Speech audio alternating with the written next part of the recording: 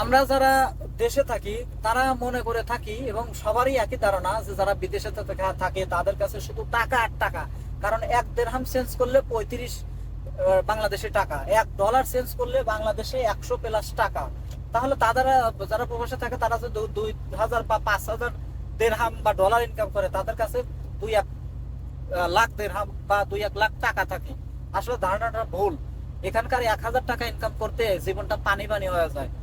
যারা labour, construction বা এই সমস্ত আপনার রেস্টুরেন্টে কাজ করে, এই দেখেন আমি গাড়ির ভিতরে আছি, এসি আমার ফুল চলে, ফুল এতটাই, তারপরেও এসি মানে এতটা গরম যে আমার এসি কাজ করতেছে না। দেখেন আমার শরীর ঘেমে দেখেন কি হয়ে গেছে। আমি কিন্তু গাড়ির ভিতরে আছি, তাহলে বাহিরের অবস্থা বলেন যে বাহিরের অবস্থা কি।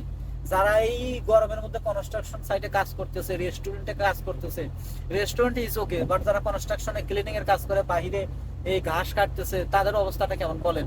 তারা গোসল করে প্রতি 5 মিনিট 10 মিনিট পর পর, তাদের গোসল দেওয়ার সমপরিমাণ পানি বা ঘাম তাদের শরীর থেকে ঝরে। তাহলে বুঝতেইছেন যে বিদেশে টাকা কেমন করে আসে। দেখেন এই যে আমার শরীর কিন্তু ঘেমে গেছে, আমার পুরো পোশাক কিন্তু ঘেমে গেছে।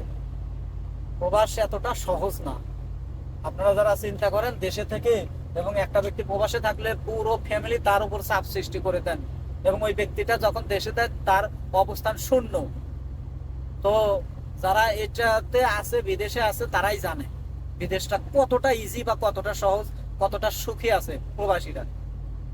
সেই বিষয়টা যারা দেশে আছে তাদেরকে একটু ভাবা উচিত, এবং টাকা খরচা করার ক্ষেত্রে যে প্রবাসে থাকে, যে ইনকাম করে, তার পরামর্শটা নেওয়া উচিত।